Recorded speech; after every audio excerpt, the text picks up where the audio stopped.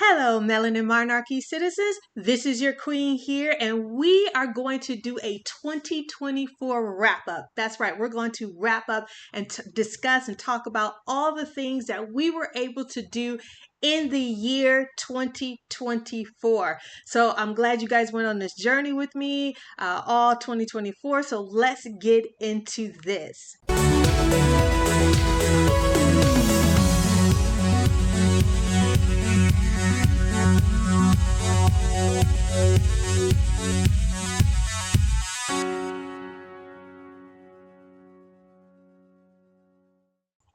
Now, I just want to remind you guys that, first of all, I could not do this without you. Melanin Monarchy and everybody that's connected with Melanin Monarchy could not do this without you. So I thank you for coming on along the journey with us during the 2024 season. I also want to remind everybody who may be new to the platform is that Melanin Monarchy is all about commentating on live events, music, films, all other creatives with a strong emphasis on Depeche Mode. You guys know that this channel, the channels, the platform all started because of my love for Depeche Mode and alternative music of yesteryear and that are still going on today, very much alive today. So we're going to go ahead and discuss what we do as far as ratings. So I made up this little acronym called STAC, STAC. And that's how I rank the live events that I go to. So S stands for sound, T, temperature, A, aesthetic, and C, connectivity. So sound is basically how the audio quality of the band, of course that may depend on the particular venue that the band is on, but they make the best of it. And so the general sound of the artist or of the live event. Temperature is who is the audience? Who's the audience, who's around, who are the fans, and are they enthusiastic about seeing their artist? That's what temperature is about. Aesthetic is basically the appearance.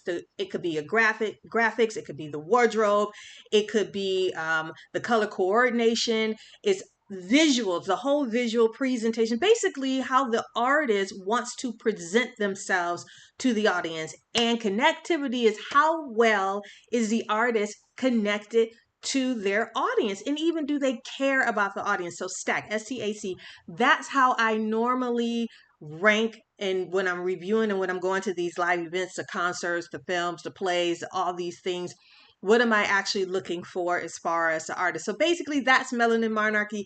That's what we do here. We do so much. We do other things. We also produce.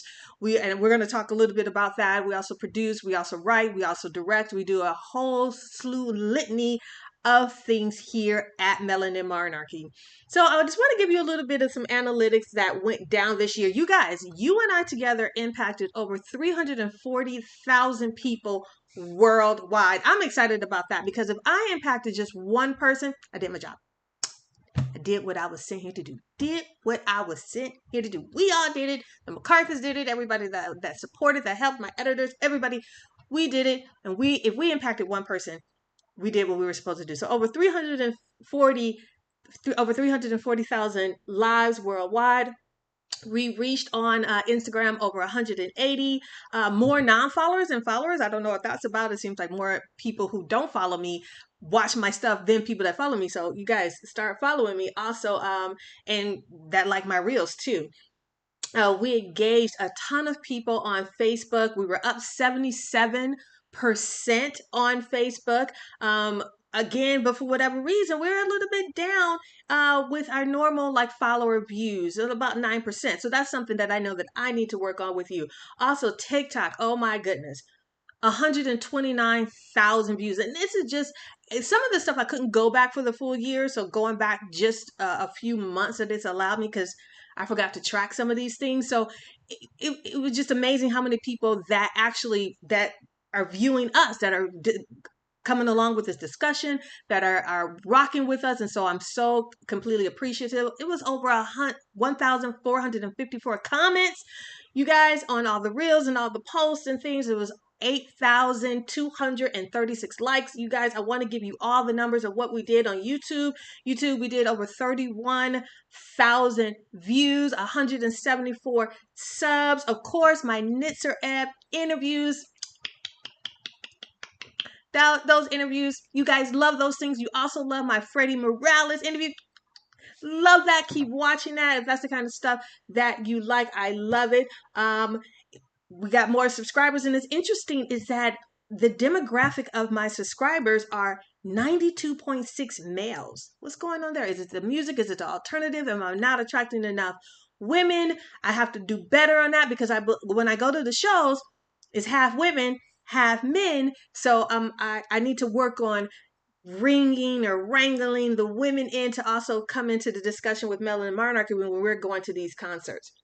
I also want to tell you about the countries that we have attracted that have been watching us. Of course, you guys in the United States, hometown, tons of viewers. I love it.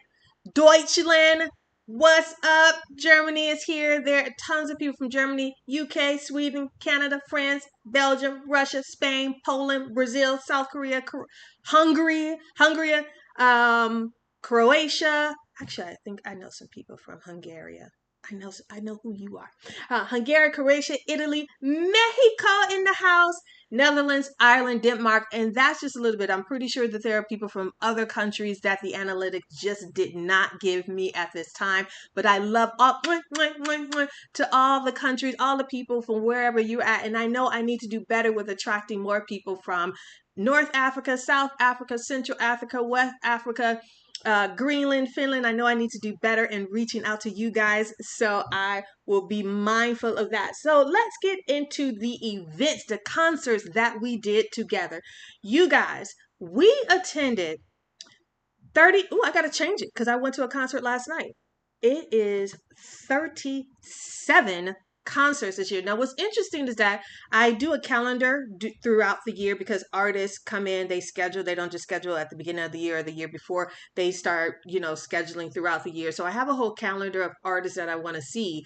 And I didn't have a goal at all, didn't have a goal. I just put all the artists down that I wanted to see, that I tried to see. There are a lot of misses. I don't think I saw half the artists that are actually on my list, but we did get to see 37 live shows. That is 53. I got to change it. It was 52. Now it's 53 because I saw En Vogue last night. So 53 artists, you guys. We saw 53 artists. We went to 37 live events. This in 2024, we saw 53 artists. We saw one artist out of state this year, and we saw one comedy show with two amazing comedians. So that's what we did in Melanin Monarchy. We did some film reviews, right? We were looking at some films. I'm pretty sure that there were more films that I talked about, but we're talking about the films that came out in 2024 that rolled over into 2024. We saw 8 films. You guys, I'm very picky about my films. I don't go see every film. I really don't. I think a lot of films don't need to be made. I'm very picky on who I like to see. So, and you guys already know that if it has Ray Fiennes in it, or maybe even Christian Bale, I am going to go see the film. But I'm very, very picky about the films that I saw. So if you guys want me to go to a film, you want me to review a film, I would definitely do it for you. I would do it. I love you. I would do it for you. So here are the 8 films, eight, got my fingers, 8 films that we saw. We saw The Return, The Conclave, Divorce in the Black. Now that's was on I believe it was on Netflix. It was on it's a streaming service, but it came out in 2024. There was a lot of buzz about it. So we saw that. Divorce in the Black. Bloody Valentine was a film that I actually worked on.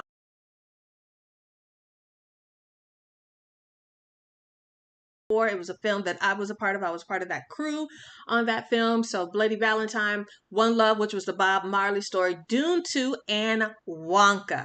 We also saw Color Purple. Now, you guys, we saw all 8 of those films. You guys go back on my YouTube, you'll see all of the reviews of those particular films that I saw. And it was great. I kind of want to rank it, but you guys, films are so suggestive that it's up to you. I'm not going to recommend any of these films aside from what I recommended when I did the video, the initial video. If I recommended it during the initial video, that's great. The only film that I actually did not do a full video on. I just did a post on my Facebook, and also on the other social media platforms, was Divorce in the Black. And that's because it was so completely terrible that I would never, ever, ever, ever, ever want to do that to people that I love. If I love you, I'm not going to throw you trash. I'm not going to make you eat out of somebody's garbage can. And sadly, this is no shade on the actors or whoever participated in Divorce in the Black, because I love all of them. It was just the whole story as a whole and the whole production as a whole was completely trash. So that's why I did not recommend Divorce in the Black. And I also had some particular comments about Color Purple. Color Purple came out in 2023, but it rolled over in 2024. I saw that. If you want to go ahead and watch my review on Color Purple, definitely do that. We also did a play which was directed and written by the fabulous Bianca Hutton. And I came along, I co-produced that. I was there on set every single day. I was there on the play. I think I missed maybe one day, and that's because I had a concert to attend. One rehearsal because I had a concert to attend. But I was there. It was a great experience. So we did that together. That play was Subterfuge by Bianca Hutton. If you want to look up Lion and Fox Productions, she's on Instagram. She's on Facebook. She does some wonderful, amazing plays. So it was my honor to be a part of that particular play. We did some interviews, you guys. We did a whole slew of videos on ranking Depeche Mode albums with DJ Dark Crystal. I have been trying to get that together. We finally got it done. The most fun. She is an amazing human being, not just an amazing DJ, right? Not just an amazing DJ, but she's an amazing human being. She has a lot to say about Depeche Mode and other artists, and we got together finally in Los Angeles. She's also one of the co-creators of the Los Angeles fan club for Depeche Mode, the Depeche Mode Los Angeles fan club. So I did that interview, well, that video ranking with DJ Dark Crystal. I also did an amazing interview that came out just recently with Mr. Nick. He is the business manager for Nicer Ebb. You guys, he was the one that kind of gave me more encouragement, because I have been asking, can I interview bands? And Mr. Nick was the one that said, hey, kid, come on. We'll sit down with you. We'll check you out. We'll see. And so I'm forever grateful to Mr. Nick for all he has done. And so we did that interview. Check that out on the YouTube channel as well. Here's some unexpected accomplishments that Melanin Monarchy did. First of all, we did more lives, you guys. And I was not expecting to do more lives, because sometimes I'm just not that comfortable with doing lives. So I got out of my comfort zone. You and me together, we both took that journey, and we got out of our comfort zone, and we did more lives this year. I think that, you guys tell me how that went, how you like that, how you like the lives. We went ahead and it was a whole marketing thing that we did. It was a big, huge marketing promotion for the Depeche Mode convention. So we went 8 days in total. We did 7 days leading up to the convention, and then we did 8 days that day of the convention. So that's a total of 8 days. But we did more lives in the beginning of the year. So I'm grateful that we did that. So that was one of the things that we did that we weren't expecting to do. Another thing that we did is that, hey, I got Melanin Monarchy shirts. And so, you guys, I wasn't really expecting to do that, but I wanted to impress Mr. Nick when I went up to Phoenix to talk to him and attend the Nicer Ebb show in Phoenix. So I had a couple of shirts made. So that was something that was unexpected and probably long overdue. But we did the shirts. And also, you guys, we attempted to make some concert bags. I love the concert bags that Melanin Monarchy actually did create. We sold a couple of those concert bags. We gave away a ton of concert bags at the Depeche Mode convention. So if you were there, of course, hopefully you were one of the ones that received a clear backpack, a clear concert backpack from Melanin Monarchy with the Melanin Monarchy seal. So that was some unexpected achievements that Melanin Monarchy did for 2024. Let's talk about concerts, you guys. That's what a lot of you are here for. You're here to talk about concerts. And I just want to let you know that like I said, we did 36 concerts. So here are the breakdown of my experience. This is just me. This is just Monique from Melanin Monarchy, letting you guys know what I thought of all of the concerts. I look back on all of the concerts and how I felt about them. So these are some categories that I was looking at. So I was looking at best venue, worst audience, best audience, better live than on their album, most underrated live artist, most fun, biggest disappointment, most surprising or impressed in a concert, best overall concert, most anticipated concert. So you guys, I'm gonna go ahead and let you know what my most anticipated concerts of 2024 were: Ricky Lee Jones, Front 242, and Maxwell. Those were my most anticipated for 2024 because I have been trying to see these particular artists for years. And when I say years, I mean since their inception. So Maxwell came on the scene in the 90s, been wanting to see him since the 90s, never seen him. Front 242, of course, huge fan. They were traveling with Nisser Ebb for in Europe, and they came here, and I've been having wanting to see them. You guys have already seen these guys. I had never seen them, so I was really, really just so anticipation. That was on hot. I was on level 1,000 wanting to see Front 242, and also Ricky Lee Jones. If you guys are not familiar with Ricky Lee Jones, she's a wonderful artist. She's done a lot of films. She's done a lot of music for films. She's been around since the 70s, and she was one of my mother's favorite artists. I remember my mother's album collection, and she used to play Ricky Lee Jones down in the basement of our house in Detroit, Michigan. So those are my most anticipated concerts. Best overall concert. You know what? Let's talk about that later. I'll let you know what the best overall, but I'm going to tell you what was the most surprising, the concert that impressed me the most. I'm not saying that my bar was low. I just didn't know what to expect. But having experienced these artists, I was like, what the heck? Why have I been missing it? So my most surprising and impressed concerts were Gary Numan and Billy Ocean. So Gary Numan completely blew me away. You guys, I have been sleeping on Gary Numan. All I'm thinking about is Cars. And I was like, oh, no, it's just Gary Numan, whatever. Didn't see his performance at Cruel World in 2024. So I was like, so I was, that's what I was like. Went to go see him. My jaw was on the floor. Billy Ocean, just a beautiful human being, beautiful aesthetically, beautiful on the inside, wonderful. He prayed for the audience. He was he sung all of his hits. He tried to sing all of his hits, and he was just an amazing person on stage. So I was most impressed, most surprising concerts. Now, my most disappointing concert, y'all, yeah, come at me. I don't care. Come at me. Was Amy Mann. Y'all can come at me if you want to. I'm not saying I don't like Amy Mann. I love Amy Mann. Whether she's with Till Tuesday or she's, by herself, solo work, I love Amy Mann. Her opening act was corny, and I almost fell asleep on Amy Mann. It was a sit-down concert. It was, it was a lot of ballads. It just wasn't my thing. Now, will I go see Amy Mann again? Probably so, because I respect her as an artist. I think she's a great songwriter. I was just disappointed. I was disappointed from beginning to end with Amy Mann. Now, the concerts that I had the most fun. You guys went on a journey with me. The most fun concerts were, of course, Devotional. Anytime I go see Freddie Morales and the guys and the gals at Devotional, I just have an amazing time, probably because I'm relaxed. I know I'm going to hear some great Depeche Mode music. I know I'm going to get that experience. I know Freddie is going to bring it. So I always have fun.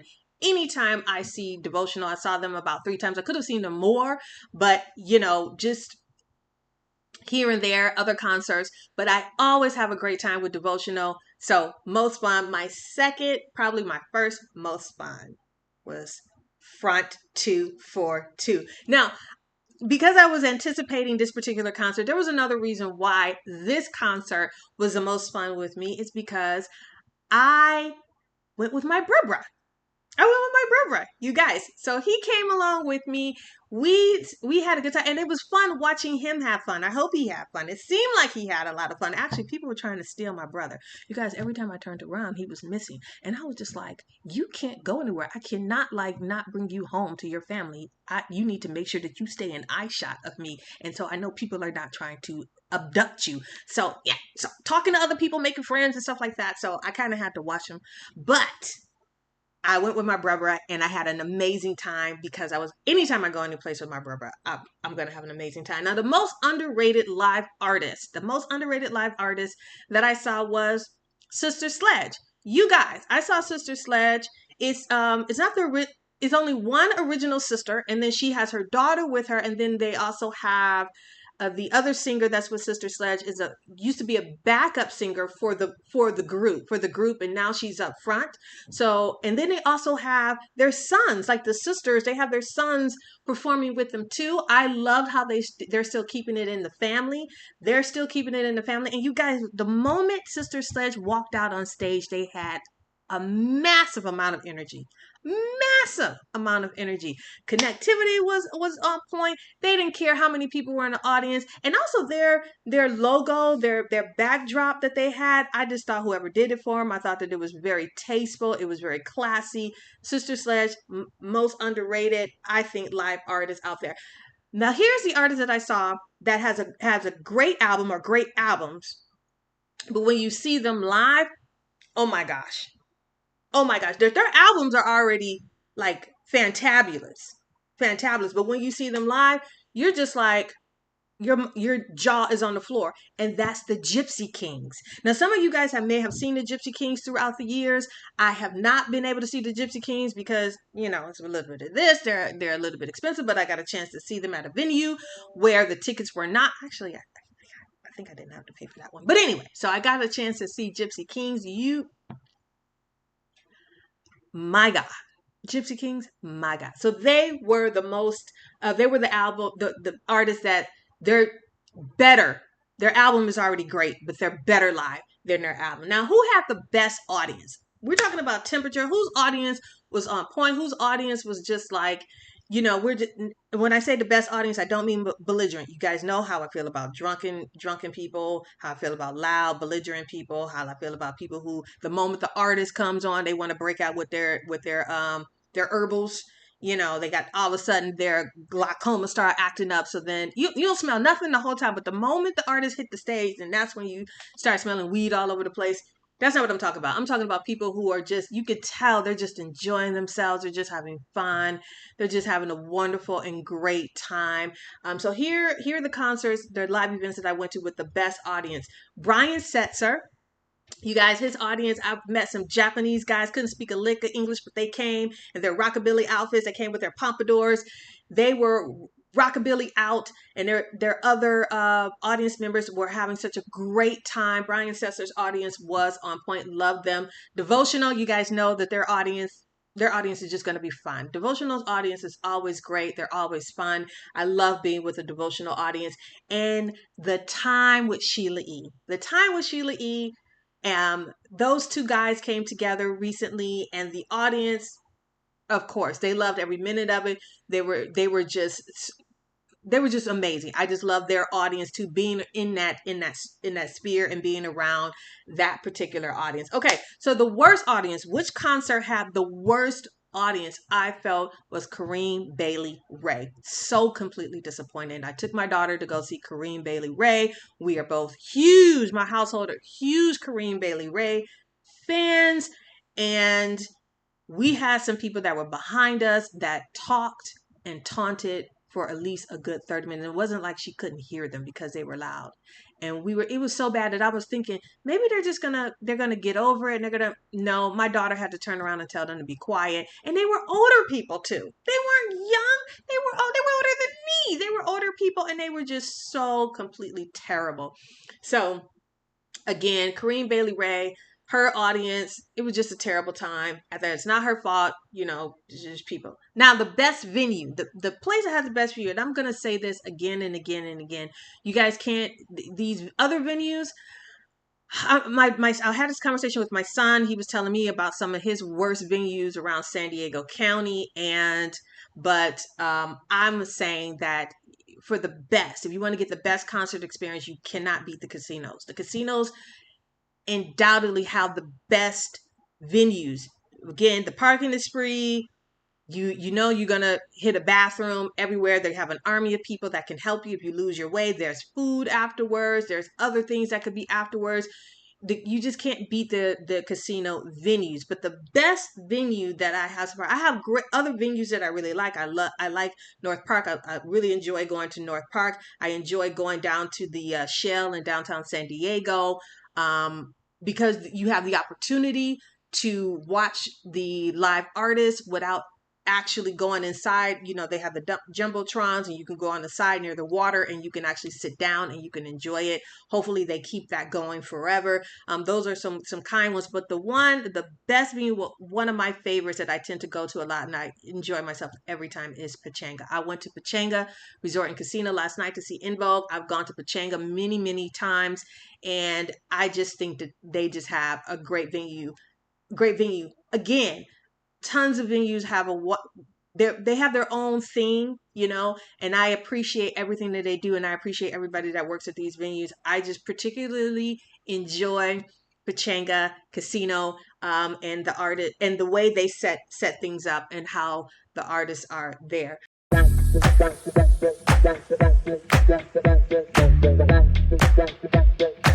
So, best overall concert. Drum roll. Best overall concert is Maxwell. Maxwell. You guys, even though I was anticipating this concert, I did not know that he was going to show up, and he was going to show up strong. His opening act was Jasmine Sullivan. I bust your windows out your car.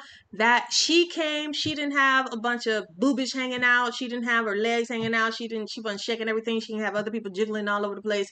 She came with her voice, she came with her skill, she came with her talent, and she knocked it out the park. You guys know how I feel about opening acts. I can take them, I can leave them. Sometimes the opening acts are great. Most times they are not. I don't even pay attention to them. But Jasmine Sullivan, she came, she opened up, she supported Maxwell. Her fans were there. They were all singing her songs, and I was just like, wow, I completely forgot what a wonderful artist she is. And then Maxwell, you guys got to see my concert wrap up on YouTube for Maxwell. He didn't sing the Kate Bush song. That's the only thing. He didn't sing This Woman's Work. So I was a little bit disappointed that he didn't sing This Woman's Work. But he did all his other hits. His outfits were great, right? His backup singers, you know how many times I see people and their backup singers look like trash, or their backup singers got whatever on there. There's no color coordination. They're all wearing black maybe, but there's no good. You know how Depeche Mode, their One Night in Paris video with the two backup singers, and how one came out with a fur coat and the other one, you know how they just thought about it. They just thought about it, and they just they had their outfits on, and first they had a dress on, and then they went and they put their pants on. That's what I'm used to, right? It just seems like now people do their backup singers dirty. They really do. They do their backup people dirty. Maxwell did not. He understood the assignment, and he brought it. Their musicians were dressed wonderfully. The backup singer, his female backup singer, she had an outfit. I have to look up this outfit because it was just an amazing. It was dressed. It was classy. She came down the stairs. It was just wonderful. And Maxwell also, Connectivity 1000. He came out, you guys, in the audience. He was in the back. Everybody was looking to the front. I was closer to the back. He came out. He was on this platform. You know,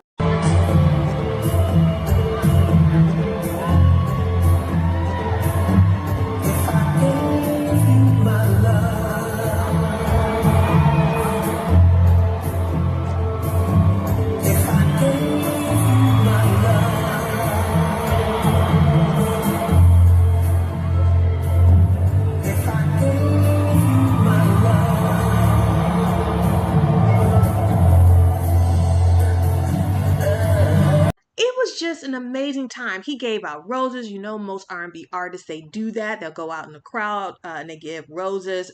Boyz II Men did that. I believe Neo has some great connectivity, but that was last year's concert, not 2024.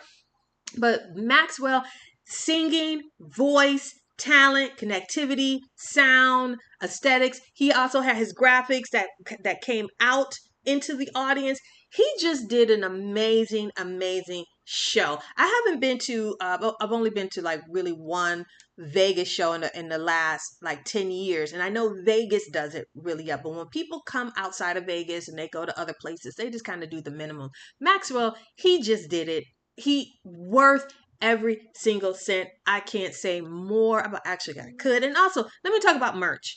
Let's talk about merch. You normally just get the shirts. Normally the shirts are in black, or maybe they come in another color. It's just easier apparently to print when the shirts are in black. There may be two designs that an artist will have, and it's mostly in black. And they, people just go, I don't like black as much anymore. When I was younger, loved it. My daddy said, I'm not giving you no more money if you buy one more black piece of clothing. So as an older person, I try to stay away from black so much. But that's the thing about Maxwell. His merch was in different colors. Now I know as far as money is concerned, that's not possible for other artists to be able to do that. Or maybe they're not thinking about, I think all things are possible. But he had different colors.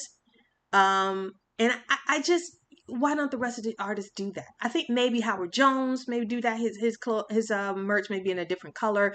Who else merch? Squeeze's merch may be in a different color, but Maxwell had different colors. He also had pink, right? Because he knows his audience are mostly women or men bringing their women. So he has some lighter colors there. That is so important. And you guys, I believe that women probably purchase merch more than men. You guys have to give me that. That's my thing. You guys have to do more colors. You just can't do black all the time. You have to give us some more colors. So that's the concert analytics that we have for Melanin Monarchy. You guys still with me? I know this video is kind of long. It's already at 30 minutes. But we're going to continue to go because this is the wrap up for 2024. This is everything that we did.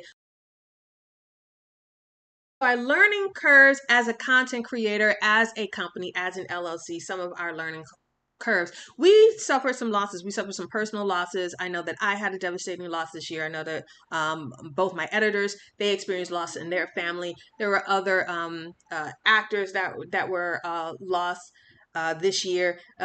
Tracy Martin, Vince Clark's wife, one of the founding members of Depeche Mode, his wife went home to be with the Lord this year.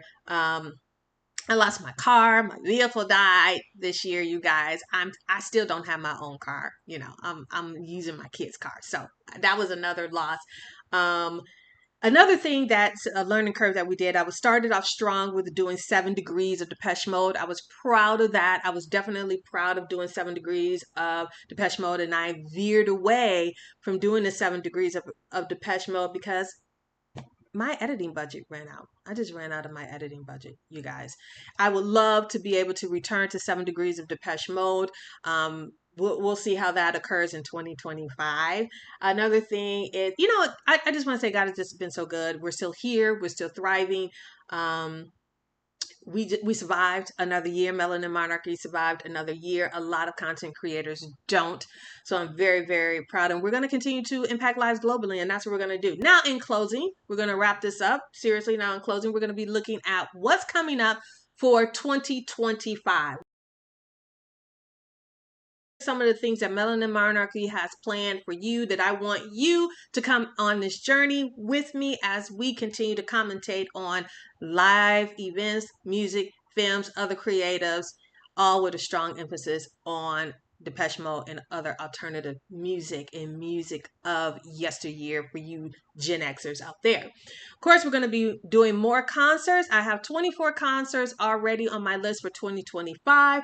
You guys, I just realized that I could set a goal for concerts. I could set a goal of 52, which would be one concert per week. I could set a goal like that. You guys let me know if that's a good thing. You want to do more than that. You want to do a little bit less. No goal on the concerts. Just let it flow. But I haven't set a goal on how many concerts that I would like to see for 2025. You guys let me know. But we already have 24 on the list for 2025. You guys don't forget that Depeche Mode did get their Hollywood star. They got their Hollywood star, so we're anticipating a celebration this year. We're anticipating them to actually get their star in the cement in Hollywood. And so I would definitely keep you posted on all of that great stuff. You guys, I am doing a play. I've been working on a play for a very long time, and I plan to go ahead and have it read earlier in 2025, and then we're going to see about getting the budget to get it on stage. It's an adaptation of one of my best friends, Robert Boris. He's a poetry artist. He's a poet. That's what he is. He's more than a poet, but he has several poetry books out there. Robert Boras, Booras.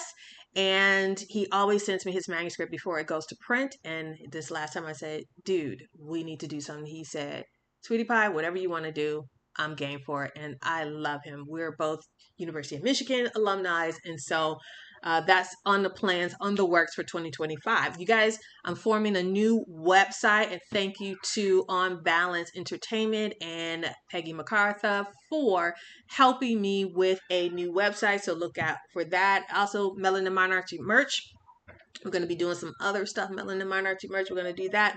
And we're also going to try to make your concert experience that much better and get you more enthusiastic through the merch. That's our plan. More guests, right? More conversations. We're going to be having more guests, more conversations. And one of the things that I've been playing around with, and I keep threatening to do, but I really do think I'm going to sit down and do it. I'm going to do a whole commentator on the Grease films. There's Grease 1 and there's Grease 2. And I'm going to tell you why one is better than the other one. I like to fight.